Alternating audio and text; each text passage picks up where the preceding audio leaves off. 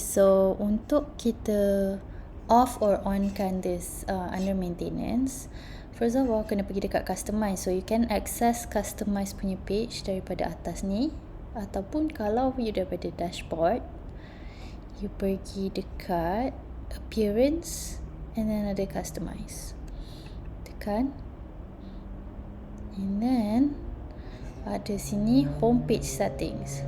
So homepage settings ni is basically anything yang you set untuk your homepage. So for now it's under maintenance.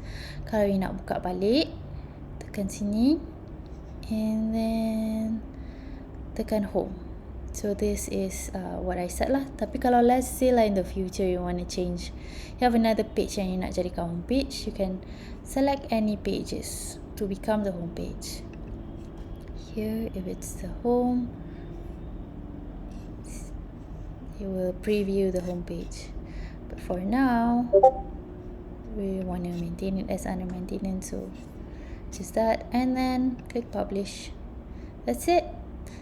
Thank you.